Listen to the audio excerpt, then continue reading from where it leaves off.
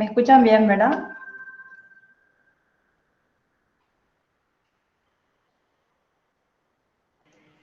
Sí, que súper bien. Dale, voy a empezar entonces. Bueno, primeramente quiero agradecer la invitación a todos los organizadores. Es un gusto poder compartirles este trabajo en el que estoy estudiando ya hace varios años. Corresponde a lo que estoy analizando para mi tesis de doctorado justamente. Y entonces estoy haciendo este trabajo con mis profesores que son el profesor Asir Loredo Souza y Rui Meneses, que ellos son brasileros y están en la Universidad Federal de Río Grande do Sul. Entonces mi idea es compartirles un poco de qué trata mi trabajo y también hablar bastante sobre lo que es ingeniería de viento, que es bastante importante en nuestro país. Y bueno, entonces con eso empiezo mi presentación. Pero específicamente yo estoy estudiando torres de líneas de transmisión. Entonces, para analizar cualquier estructura, siempre nosotros vemos una condición estática, que es cuando la estructura está en equilibrio, ¿verdad? Y le colocamos las cargas más desfavorables a la estructura para poder dimensionar. Sin embargo, cuando se trata de estructuras esbeltas, también habría que analizar una condición dinámica, donde se analice el movimiento oscilatorio de la torre y cómo está relacionado ese movimiento con la fuerza del viento. Es la fuerza del viento la que analizo en mi trabajo. Entonces, cuando consideramos una condición estática, normalmente entonces tenemos la matriz de rigidez de la estructura, aplicamos unas fuerzas externas y calculamos, por ejemplo, cuánto se desplaza cada nudo de la estructura, ¿verdad? Sin embargo, ya cuando tenemos una condición dinámica, entonces ya interviene la matriz de masa de la estructura y una matriz de amortiguamiento también, aparte de la matriz de rigidez y las fuerzas externas, ¿verdad? Bueno, entonces, como un ejemplo de lo que sería por qué necesitamos un análisis dinámico en estructura. Este es un caso bastante famoso. El puente tiene tanto de largo. Acá voy a apagar el audio. Este es un caso famoso del puente de Tacoma que se construyó en 1938 y en 1940 se inauguró, solo que empezaba a vibrar y todavía no era conocido ese fenómeno, ¿verdad? El fenómeno de que la estructura podía entrar en resonancia. Por lo menos en estructuras civiles no se consideraba, el puente vibraba, pero todavía seguía funcionando y la gente no sabía qué pasaba, ¿verdad? A las 10 de la mañana empezó a vibrar en forma torsional, como se ve en el video, y llegó a colapsar.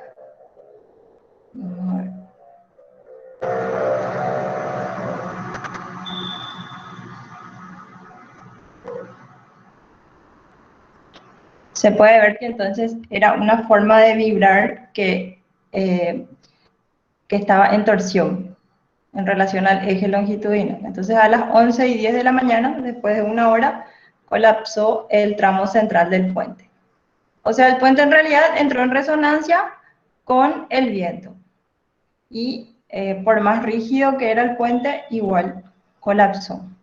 En noviembre se construyó, se abrió en julio y en noviembre entró en resonancia. Bueno, y tengo acá entonces, este es otro video del mismo puente. Entonces, acá se puede ver cómo vibraba y la gente igual seguía utilizando. Pero son otras vistas nada más del mismo puente. Ya en el 2000 en Londres se tiene el caso de un puente peatonal que se inauguró y este es el día de la inauguración. Y en este caso, el paso de los peatones generaba una fuerza horizontal en el puente que hacía que el puente esté en resonancia con esta fuerza y empezó a vibrar el puente. y se cerró, se estudió el caso de por qué ocurría este fenómeno, se colocaron después amortiguadores al puente y se reinauguró en el 2002. Bueno, y tenemos acá el caso de una torre. Esto ocurrió en Brasil en el 2015. Aparentemente la torre empezaba a vibrar, no se ve muy bien en el video al comienzo, pero ya los que estaban filmando percibieron y empezaron a filmar por eso.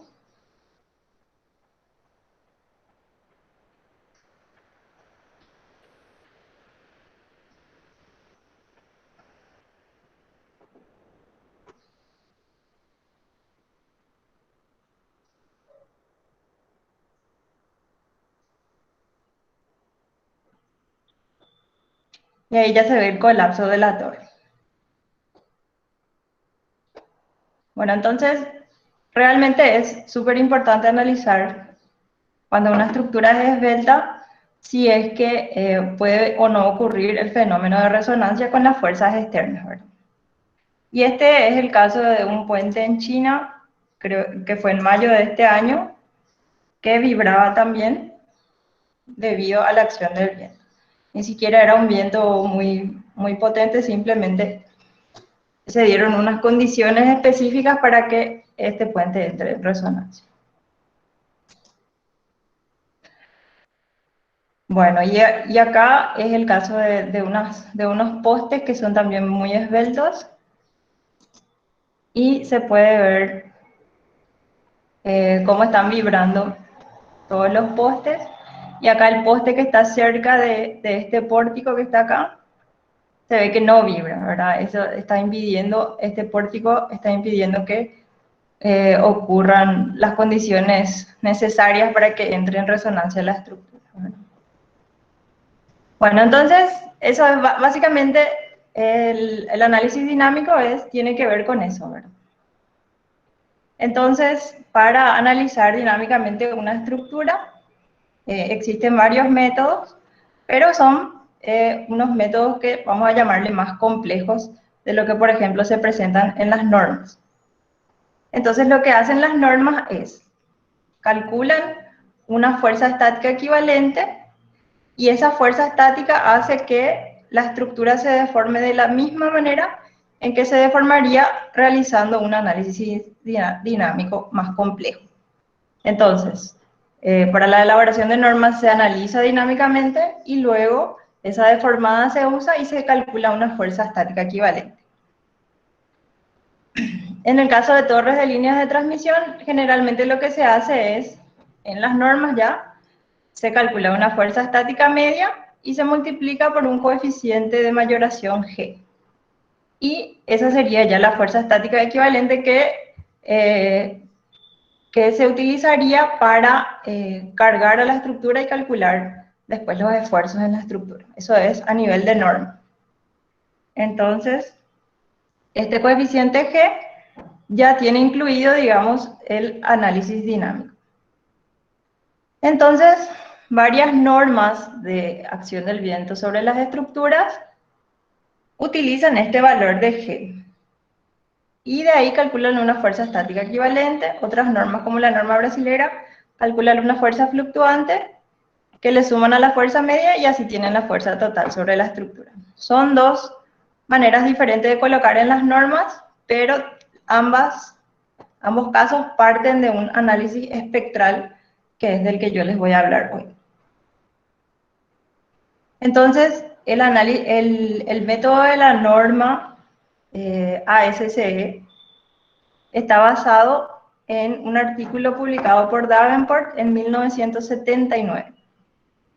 Entonces, este autor determina el valor de G, que es el coeficiente de mayoración, con estas ecuaciones, que dependen de varios parámetros de la torre y también del viento. Y entonces, actualmente el método de la ASCE es ese mismo método propuesto ya por Davenport en 1979 y es el que se utiliza para mayorar las fuerzas estáticas en torres de líneas de transmisión. Bueno, entonces, ¿cómo es la fuerza del viento sobre una torre? Por más de que no le vemos al viento, si imagináramos que podemos verle, el viento tiene más o menos este perfil. Abajo, debido a la rugosidad del terreno, es prácticamente cero la velocidad del viento y va aumentando con la altura, esta velocidad media del viento, con un perfil logarítmico aproximadamente. Entonces, este es el perfil medio de la fuerza del viento, y alrededor de este perfil medio va fluctuando el viento con ráfagas, que sería esto que se ven acá, estos bultos. Son ráfagas que van variando con el tiempo y en el espacio, alrededor de la fuerza media. Es más o menos lo que se simula que está actuando sobre la estructura. Entonces sería así, este sería el perfil medio del viento que va creciendo con la altura y por tanto va aumentando también la fuerza con la altura.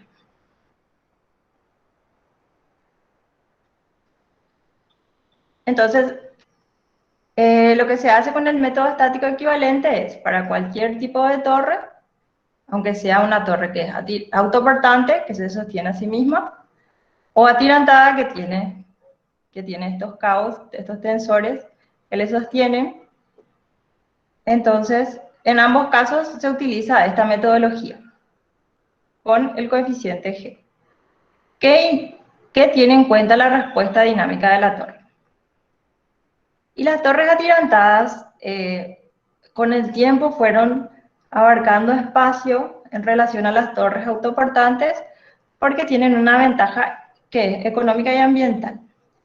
Una torre atirantada, por ejemplo, esta que está acá abajo, la D, tiene el 38% en cantidad de materiales de lo que tiene una torre autoportante equivalente en sus funciones. Entonces, es más económico usar una torre atirantada. Y generalmente se utiliza en áreas rurales donde se tiene el espacio suficiente para colocar los tensores, ¿verdad? Entonces, es una opción válida y muy utilizada en otros países. Y entonces, ¿qué pasa? La norma fue hecha para torres autoportantes ya en 1979. Y luego entraron las torres atirantadas. Entonces, la forma en que se generó esta metodología fue ya para torres autoportantes en el 79. Entonces, la interrogante que yo busco con mi trabajo responder es si es que se necesitan tener consideraciones extra necesarias para la torre atirantada porque tiene otro tipo de comportamiento. Vamos a ver nosotros los modos de vibración de las torres. El modo de vibración de esta torre autoportante sería más o menos así, como una viga en voladizo empotrada acá abajo, entonces va vibrando de esa manera como un péndulo. Y, sin embargo, la torre atirantada está como apoyada en este punto donde están los tirantes, entonces ahí prácticamente no se desplaza, entonces su modo de vibrar es diferente al modo de vibrar de la torre autoportante. Y también la flexibilidad de la torre atirantada sería diferente de la torre autoportante. O sea, son otros factores que podrían influir en el cálculo del valor de G. Entonces, mi trabajo consiste en calcular el valor de G para la torre autoportante por el análisis probabilístico, el más complejo, digamos, y también cómo dice la norma para aplicar el valor de G. Y lo mismo para la torre atirantada. Entonces, ver qué tanto se acercan estos dos métodos, la norma con el análisis más complejo, tanto para la torre autoportante como para la atirantada. Bueno, y existen diferentes formas de análisis dinámico. El nuestro sería un análisis lineal en el dominio de la frecuencia que voy a explicar enseguida a qué se refiere. Entonces, vamos a hablar de la resonancia, cuando una estructura entra en resonancia. Y para eso, entonces, vamos a analizar el caso de un péndulo o un columpio, como vemos acá en este dibujito. Vamos a suponer que este columpio tarda en ir y volver 0,5 segundos. Quiere decir que es su periodo, 0,5 segundos es el periodo de oscilación de este péndulo. Entonces su frecuencia natural es 1 sobre el periodo, que sería 2 Hz.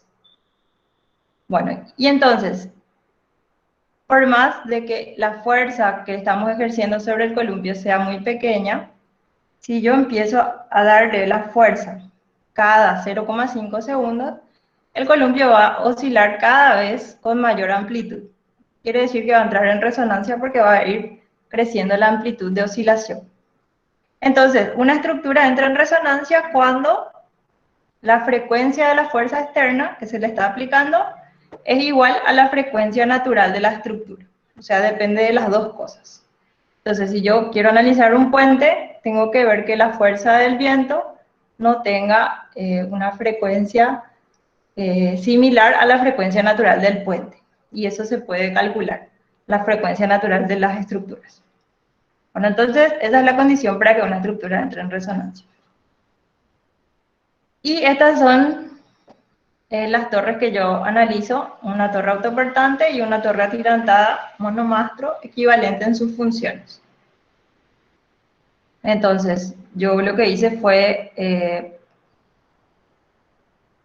colocar la geometría y las propiedades de la torre en un software y determiné cuáles son los modos de vibración de las torres, cómo vibran ellos naturalmente. Entonces se tiene la frecuencia natural, acá se ve a la izquierda arriba, y la forma en cómo vibran naturalmente para cada una de esas frecuencias. Entonces, este es para la torre autoportante y acá se ve para la torre atilante. Entonces, el primer modo de vibración es como habíamos dicho, y una frecuencia de 1,24 Hz. Este es el segundo modo de vibración para una frecuencia de 1,34 Hz, y el tercer modo de vibración es en torsión.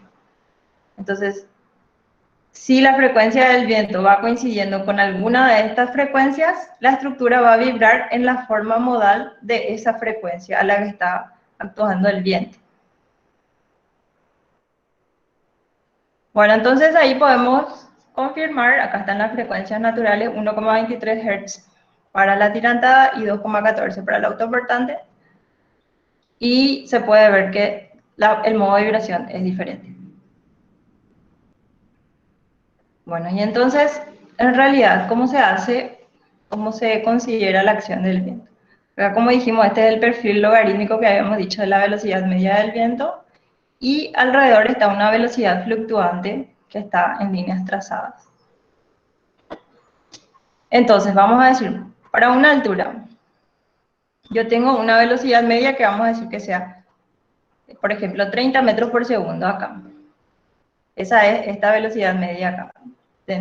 Solamente en esta altura, el puntito rojo es esta velocidad media que se ve acá a la izquierda. Y alrededor de esa velocidad media va fluctuando la velocidad del viento, entonces a esta velocidad alrededor de la velocidad media le llamo velocidad fluctuante, que va cambiando con el tiempo. Y a su vez, eso pasa en cada punto, en cada altura. Y esa variación no es constante, no es determinística, es una cosa que va variando de manera aleatoria. Y entonces se tiene más o menos una variación de esta forma. Y lo que se hace es, yo tengo acá, puede ser velocidad o carga en función al tiempo. Y aplico esta función, determino una función equivalente con la serie de Fourier, y para intervalos muy pequeños puedo tener eso como una integral. En realidad estoy expresando entonces esta función en términos de frecuencia, en vez de trabajar con tiempo. Y Entonces, yo tengo la misma función B, en vez de trabajar con tiempo, tengo en función a una frecuencia F. Entonces, en realidad lo que estoy haciendo es tener esta, voy a dibujar acá, yo lo que hago es sumar varias funciones seno. Tengo esta función acá más o menos que se ve, una función senoidal así, a esa le sumo otra función senoidal así, y después le sumo otra vez una más chiquitita, y así voy sumando todas las funciones seno, y voy teniendo la misma función de base, pero ya en función a la frecuencia. Entonces, a este coeficiente a cuadrado sobre 2, que depende de la frecuencia, yo le voy a llamar espectro.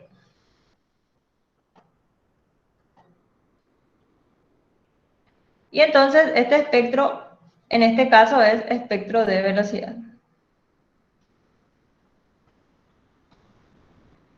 Bueno, ¿por qué hago hincapié en eso? Esto ya vimos. Porque entonces yo estoy transformando lo que estaba en forma de velocidad y tiempo, ahora está en función a espectro-frecuencia. Entonces se dice que yo pasé de trabajar del dominio del tiempo al dominio de la frecuencia. Y este tipo de análisis espectral es muy común en telecomunicaciones, pero recién en 1962 se empezó a trabajar con esta herramienta en la parte de viento. Porque se considera entonces la velocidad fluctuante del viento como un proceso aleatorio, ergódico y estacionario. Entonces, hacemos lo mismo. En vez de trabajar en el dominio del tiempo, trabajamos en el dominio de la frecuencia. La fuerza que le vamos a aplicar, acá si ven a la derecha está la velocidad del viento. Y eso vamos a transformar en términos de fuerza. Y entonces tenemos la misma configuración, un perfil logarítmico para la fuerza media y después una fluctuante. Y con las propiedades de la torre, de su geometría, su masa, su amortiguamiento, yo puedo determinar cuál es la respuesta, es decir, cómo se deforma la torre con esa fuerza, pero también en el dominio de la frecuencia. Entonces tengo un espectro de respuesta, un espectro de fuerza y un espectro de velocidad. Y lo que hago es, para este espectro de la respuesta, hallo el área bajo la curva y obtengo el coeficiente de amplificación G que usa la norma. Entonces lo que hace la norma es estimar más o menos cuánto sale ese G para cada característica del viento y tipo de terreno y tipo de torre. Bueno, entonces, esa es la idea. Y acá se puede ver entonces el espectro del viento. Que tenemos acá, que esta está en una escala logarítmica que varía entre 0 y básicamente 1 Hz. Entonces, si es que la estructura tiene frecuencias naturales entre 0 y 1 Hz, puede entrar en resonancia debido a la acción del viento. Y acá se puede ver el espectro de los terremotos, que normalmente están entre 0,1 y 10 Hz. Entonces, la estructura puede entrar en resonancia por un terremoto si tiene frecuencias naturales entre esos valores. Entonces, así nosotros podemos identificar si necesitamos o no hacer un análisis dinámico. En el caso de viento, entonces, si nuestra estructura tiene frecuencias naturales inferiores a 1 Hz, entonces quiere decir que tenemos que tener en cuenta la acción dinámica. Bueno, y acá, este es un video de un ensayo en túnel de viento, donde se somete a varias velocidades a este edificio y se ve cuando entra en resonancia. Entonces se induce a que el edificio entre en resonancia usando las frecuencias que se sabe que son frecuencias naturales del edificio. Bueno, ahí no sé si se ve que están vibrando en distintos modos. Este, por ejemplo, es el de torsión, transversal al viento. Entonces tenemos transversal al viento, longitudinal al viento, y este es de torsión. Las amplitudes, y acá llegó a su máximo valor de amplitud cuando en la respuesta transversal al viento. Bueno, entonces, Todo esto solamente para hacer hincapié en el fenómeno de resonancia. Y entonces lo que se hace es, yo puedo hacer el análisis espectral complejo, que es mi metodología que le llamé 1. Y lo que se hace es, se van poniendo hipótesis simplificatorias. La primera es dividir esa función en dos, una respuesta de fondo o background y una respuesta resonante o resonante. Entonces se divide en dos curvas. Otra segunda simplificación, que le llamé método 3, es determinar el área bajo la curva de estas curvas, pero dependiendo de la forma modal, o sea, de cómo se deforma la estructura. Y el último método es el de la norma, que ya se asumió una forma modal y fue una metodología ya propuesta por Davenport. Entonces yo comparo estas 4 metodologías. Entonces esto es más o menos para ver de dónde a dónde vamos simplificando. Esta es una ecuación con integrales en el dominio de la frecuencia. Entonces para la primera simplificación se divide en dos, la respuesta background y resonant, tiene dos integrales. Para la tercera hipótesis ya es una ecuación analítica sin integral y depende de la forma modal. NK es un valor que depende de la forma modal, y el último, que es de Davenport, ya es una ecuación directa. Y depende, por ejemplo, de la altura de la torre, del coeficiente de amortiguamiento y de la frecuencia natural. Bueno, entonces acá se puede ver cuál es el valor de NK, que depende de phi, y phi es la forma modal, que dijimos que eran diferentes. Entonces, ese valor de NK me salió 0,15 para la torre autoportante con esta forma modal, 0,44 para la atirantada con esta forma modal, que es diferente. Y comparé con la de un puente, que salió 0,50 para un artículo de Davenport, que tiene esta forma modal solamente para verificar. Entonces, básicamente mi trabajo consiste en analizar los diferentes parámetros y ver qué es lo que cambia. Tenemos acá los valores de coeficiente de amortiguamiento, también van variando con las normas o con las publicaciones. Puede variar entre 1 y 4% el coeficiente de amortiguamiento. Y entonces estos son los casos que yo analicé para diferentes velocidades del viento y diferentes coeficientes de amortiguamiento. Este caso sería con un coeficiente de amortiguamiento del 1%, se ve acá la respuesta resonante. En azul la torre atirantada y en rojo la torre autoportante. Entonces la respuesta de resonancia prácticamente desaparece cuando tengo un coeficiente de amortiguamiento de 4%. Y los valores de G que me salieron para la torre autoportante están en realidad, este sería el método 1 y este sería el método 4, que es el de la norma. Y entonces se puede ver que en realidad para la torre autoportante estos valores están más alejados. Y ya para la torre atirantada finalmente salieron más cercanos para los 4 métodos, que era algo que no esperaba. Pero estas son conclusiones preliminares y la idea es continuar analizando entonces esta metodología y ver si se pueden colocar una metodología genérica, ¿verdad? Para que, por ejemplo, incluya la forma modal dentro del cálculo. Bueno, y básicamente ese es mi trabajo, y estamos trabajando también en el laboratorio de mecánica computacional en la Facultad de Ingeniería, analizando la velocidad básica del viento en Paraguay, que en principio para la norma paraguaya se hizo extrapolando las velocidades básicas de Brasil y Argentina, ¿verdad? Entonces la idea es ir trabajando en distintas áreas de ingeniería de viento junto con la DINAC para esta parte de las velocidades básicas, por ejemplo. Entonces la norma de paraguaya para acción del viento en las construcciones, que ya no es de torres, ¿verdad? Pero le faltaría incluir, por ejemplo, los efectos dinámicos del viento que estamos estudiando ahora, el desprendimiento de vórtices alternados, que es otro fenómeno, la velocidad básica del viento y incluir otros tipos de viento que no sean necesariamente horizontales, que sean, por ejemplo, los verticales, que serían lo que les llaman microexplosiones o downbursts. Entonces sería eso, básicamente una idea general de mi trabajo, y estoy atenta para cualquier pregunta que tengan.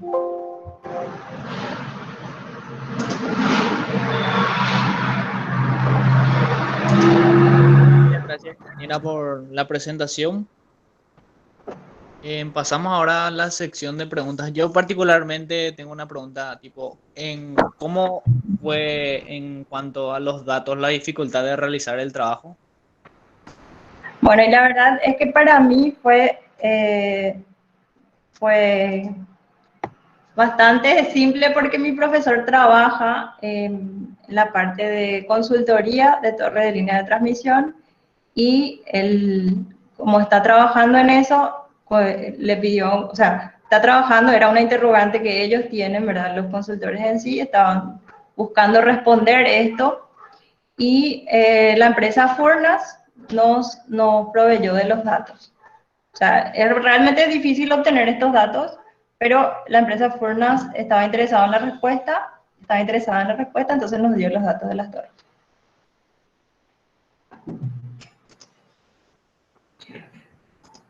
Fabián Melgarejo pregunta, consulta, ¿las torres actuales de la ANDE, qué tipo de estudio tienen?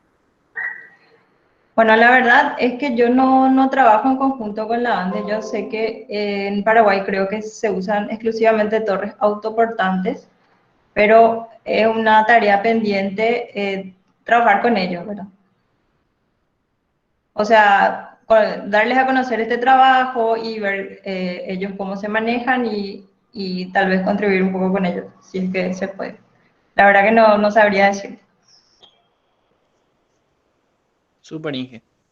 Sebelio Cardoso pregunta, actualmente para las construcciones de torres de líneas de transmisión en Paraguay, ¿cuál es la norma utilizada? Bueno, en Paraguay no tenemos norma de cálculo de torre de línea de transmisión. Normalmente lo que se hace es elige el eurocódigo perdón, la IEC, que es de Europa, o la SSE, que es la de la americana, ¿verdad? Que es la que mostré hoy. Pero ambas están basadas en este artículo de Davenport.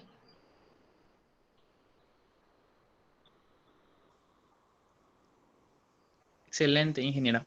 Si alguno tiene otra consulta, puede escribir o pedirme la palabra para hacerle la consulta a la ingeniera. Manuel González pregunta, ¿qué tanto influye un error al tender el cable en catenaria en la línea? ¿Qué tanto influye el esfuerzo mecánico al existir un cortocircuito en la línea? Bueno, la verdad que esta metodología está basada en separar el conductor de la torre. Entonces, como el conductor tiene una frecuencia natural muy diferente al de la torre, se analiza por un lado el, el efecto del viento sobre el conductor, por otro lado el efecto del viento sobre la torre, después se juntan esos efectos y recién ahí se hace el cálculo, ¿verdad?, de la torre en sí. Y mi trabajo es netamente analizar el viento en la torre. Y hay otros trabajos paralelos que estudian en el conductor. Entonces, no sabría decirte qué tanto influye ese error al tender el cable en catenaria, que es lo que estás preguntando. No sabría responderte en relación a los conductores. Y tampoco lo del cortocircuito. O sea, cada cosa que se estudia es un mundo aparte, ¿verdad? Nosotros apenas tratamos de contribuir en una parte, ¿verdad? Que en mi caso sería la parte de la torre. Rosa María Carvajal pregunta, ¿de qué manera afecta a la transmisión de energía eléctrica si la torre entra en resonancia hasta que cae la torre y corta la energía? ¿De qué manera afecta a la transmisión de energía? Bueno, en realidad, cuando entra en resonancia, la torre puede empezar a vibrar y si eso continúa y cae, depende ya de la tensión de ruptura de los conductores, para que se corte o no la energía, ¿verdad? Eh, ya sería la parte de los conductores nuevamente, ¿verdad?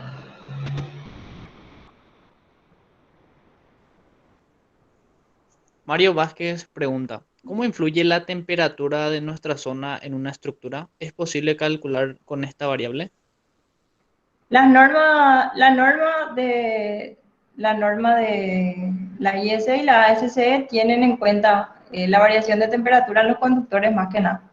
Entonces es un factor que se coloca también para calcular el coeficiente GT. O sea, sería un coeficiente GT para la torre y un coeficiente GC para el conductor. Y dentro de esos valores está incluida la variación de temperatura.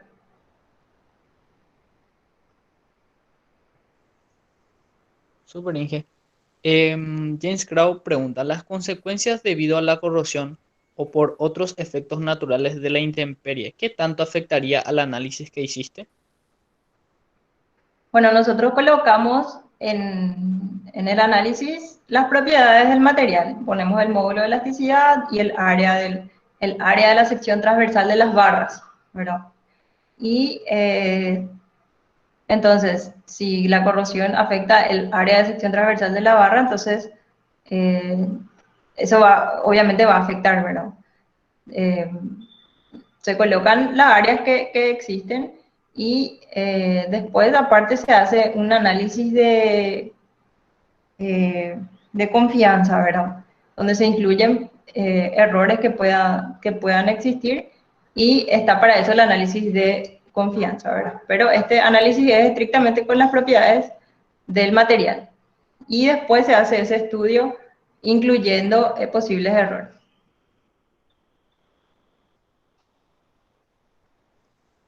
Gustavo Mereles pregunta, ¿existen casos en Paraguay de torres de transmisión o de telecom que hayan entrado en resonancia? Bueno, la idea de estos análisis es identificar la causa de por qué se caen las torres, ¿verdad? Para saber si entró o no en resonancia, tendríamos que saber qué tipo de viento había en ese momento allí donde está la torre y cómo fue el comportamiento de la torre, ¿verdad? Tendríamos que tener algún video, alguna cámara, algún anemómetro, alguna medición para saber si es que fue la causa, ¿verdad? Una de las causas de por qué caen las torres es porque entran en resonancia debido a estos vientos horizontales.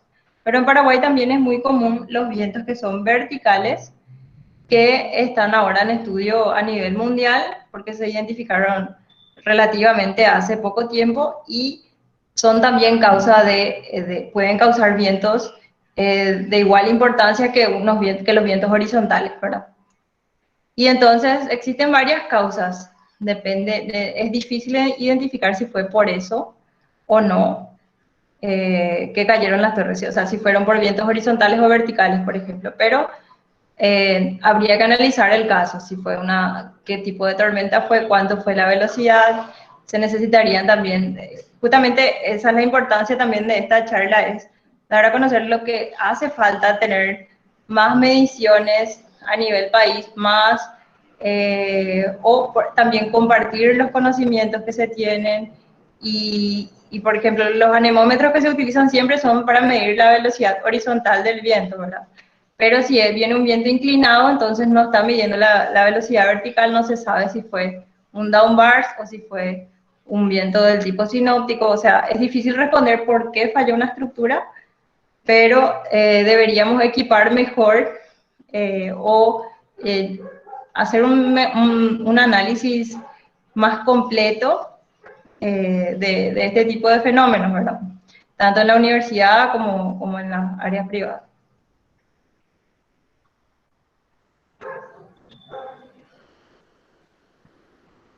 Emanuel González pregunta, ¿existen vientos de ciertas zonas geográficas en los que no aplique su método de análisis, como ejemplo costas, alturas a nivel del mar, etcétera?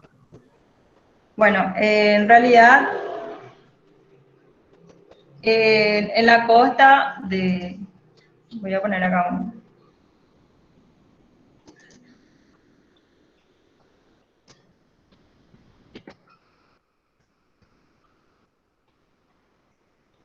La resonancia ocurre debido a la turbulencia, ¿verdad? Y mientras más rugoso es el terreno, eh, más turbulencia hay. Y entonces, cuando está al lado qué sé yo, un lago, entonces hay menos turbulencia acá porque acá hay menos rugosidad. Entonces, hay menos turbulencia, entonces esa parte fluctuante del viento es menor, ¿verdad? Entonces, la resonancia por lo menos puede ocurrir menos, a pesar de que la velocidad media va a ser mayor. La velocidad media va a ser mayor, pero la turbulencia va a ser menos, entonces la resonancia es menos probable de que ocurra, ¿verdad?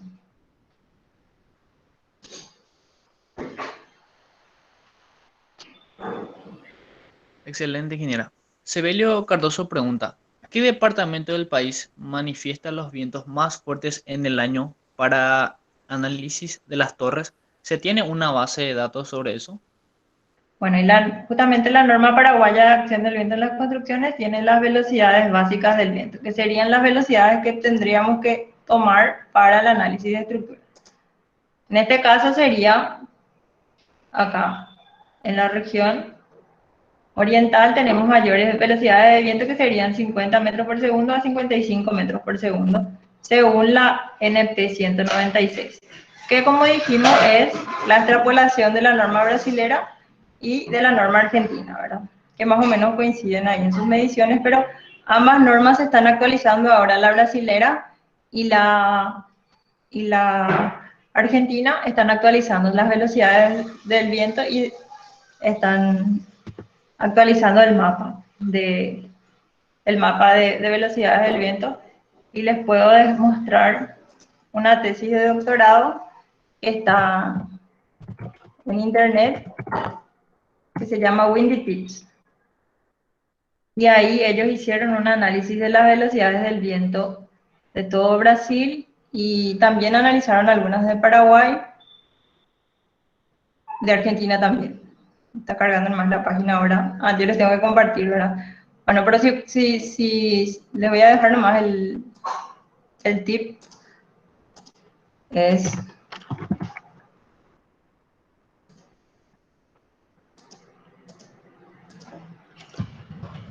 windytips.com. ¿Están viendo ahora mi pantalla? Sí, Inge. Bueno, entonces ahí pueden ver un nuevo estudio de la velocidad de viento, pero como mínimo pueden usar la norma paraguaya 196 para ver las velocidades de viento básicas. Francisco Lima pregunta, ¿qué están observando con la revisión de la velocidad básica del viento de Paraguay? ¿Se estima que se podría disminuir por estar sobreestimado o se debería de aumentar por los cambios climáticos? Bueno, lo que yo conozco es el trabajo que están haciendo justamente en Brasil, y realmente con todos los últimos desastres de los últimos años, se puede ver que realmente las estructuras no están aguantando, ¿verdad? Eh, y eso no ocurre solamente en Paraguay, también en Brasil, así que todas las estructuras que fallaron en Brasil fueron analizadas por esta gente que está estudiando la velocidad básica del viento, y vieron que todas las estructuras que resistieron tenían valores de la velocidad de viento casi iguales a las velocidades básicas del Brasil, ¿verdad? Quiere decir que, en conclusión, si es que usaron la norma brasilera para calcular su estructura, iba a resistir a esos vientos que ocurrieron en Brasil, que causaron destrozos en varias estructuras.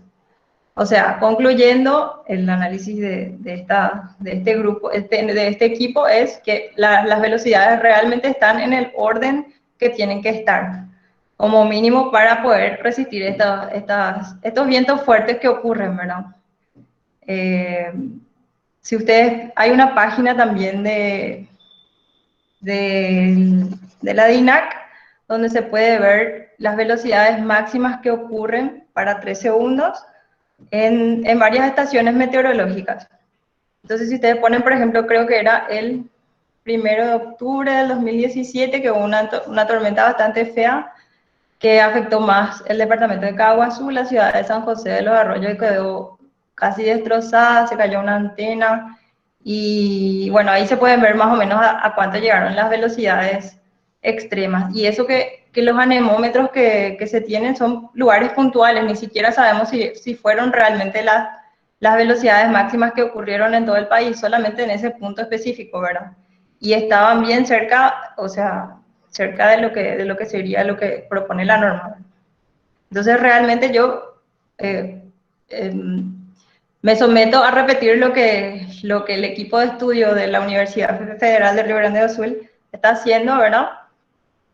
Y digo que no, que están bien y que las estructuras se tendrían que dimensionar para estas velocidades para que puedan resistir a estas tormentas, ¿verdad?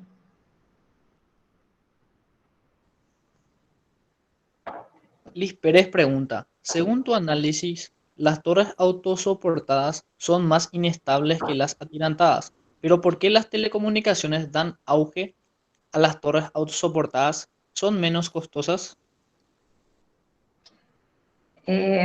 Voy a responder la primera parte y después vuelvo a preguntar la segunda parte. Bueno, no digo que una sea más estable que la otra. El valor de G, que se calcula, es el que está más lejos del de la norma, según mi análisis, pero dependiendo de cómo se eligen la geometría de la torre, va a ser más o menos estable, ¿verdad? Yo simplemente estoy hablando de un coeficiente de mayoración de las cargas, no estoy hablando de cuál es más estable. En teoría, las dos tendrían que ser estables si se dimensionan bien, ¿verdad? Y mi resultado es el resultado para un caso de una torre autoportante y una torre atirantada, donde en este caso me salió más el coeficiente G bastante lejos, o sea, más lejos que en el caso de la atirantada, pero no por eso va a ser menos estable. Y no sé cuál era la segunda parte de la pregunta, si me repetís. Si la elección es por los costos. Ah, sí, la torre atirantada es más barata que la torre autoportante en el caso de líneas de transmisión, teniendo en cuenta sus materiales. Ahora, para torres de telecomunicaciones, no sé si te voy a responder con propiedad porque yo, como te dije, estoy analizando una torre. Y aparte que las de telecomunicaciones son más altas también. No sé si sería viable un autoportante. Por eso te digo, no te sabría responder con propiedad en relación a telecomunicaciones. Pero sí son más esbeltas y entonces ahí hay que tener más cuidado otra vez.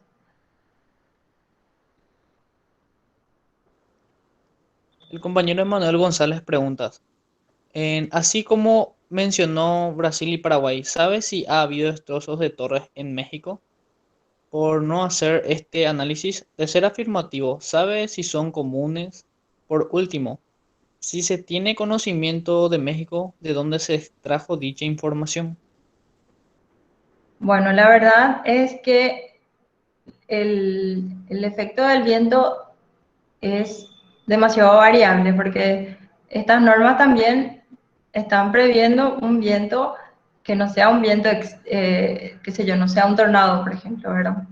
Porque en ese caso ya sería inviable construir una torre que resista también tornados, por ejemplo, ¿verdad? Entonces, no, en primer lugar, no conozco la situación de México, pero supongo que es igualmente difícil de identificar si se hizo o no este análisis. O sea, eso debería ser, de verse con los consultores de ahí, y de hecho que se incluye el análisis dentro, porque está dentro de las normas. Entonces, sí o sí hay que meter el coeficiente G para poder hacer el dimensionamiento. No creo que no se haga, ¿verdad?, el análisis dinámico. Y entonces yo creo que sí, necesariamente para construir una torre se tiene que meter el coeficiente G para la torre de línea de transmisión, necesariamente. Y si hubo destrozos o no por este fenómeno en sí, me parece que es muy difícil saber, pero habría que ver con las personas que están estudiando eso allá. A ver. La verdad que no tengo conocimiento, yo estoy trabajando con una universidad que está en el sur de Brasil, solamente.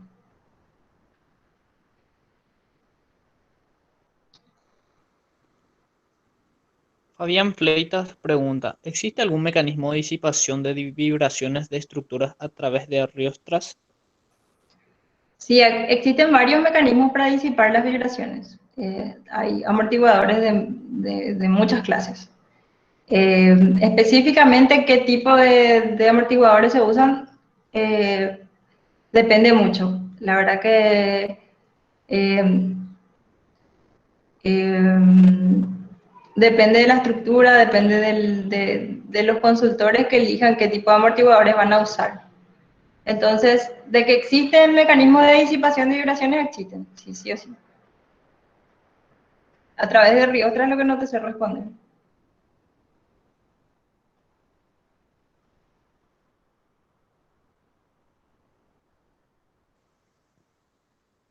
Fabián Fleitas, en el caso de mástiles o arriostradas, las rótulas, no entiendo tanto. Las Creo que rótulas, dice si evitan el efecto de torsión. sí, Bueno, acá, como puedes ver, son los modos de vibración de esta torre atirantada. El primer modo de vibración es longitudinal, transversal a la línea. El segundo es longitudinal a la línea. Y el tercero es en torsión. O sea, en síntesis, no necesariamente. No sé si esa es la pregunta o no te referías a eso.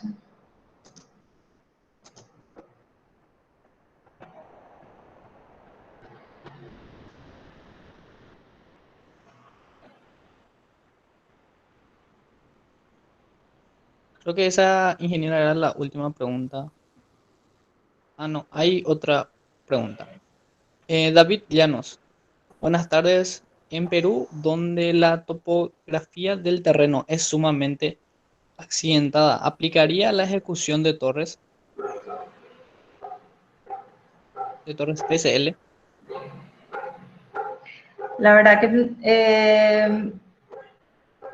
el efecto de la topografía, cuando la topografía entra en juego, habría que hacer, por ejemplo, un análisis en túnel de viento para ver cómo está afectando la topografía del terreno. En realidad, lo que más se recomienda siempre es hacer análisis en túnel de viento en primera instancia, y solamente si es que eso es cuando es un caso muy particular, ¿verdad? Como el caso ahora, por ejemplo, que la topografía va a afectar, ¿verdad?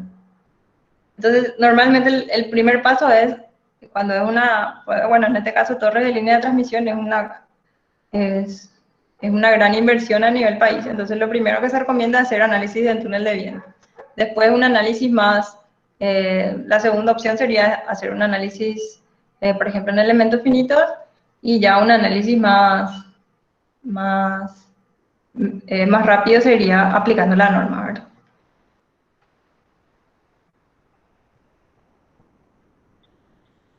Excelente, ingeniera. Creo que esa era la última pregunta. Desde el capítulo técnico de la Sociedad de Potencia y Energía, queremos agradecerte por aceptar nuestra invitación y dedicarle una hora a que nosotros también aumentemos nuestro conocimiento acerca de investigaciones que se están realizando acá en Paraguay y en otros países. Desde ya, muchas gracias, ingeniera. Yo les agradezco a ustedes. No, vamos a estar en contacto. A las órdenes. Gracias, Inge, y gracias a todos los que participaron de la charla.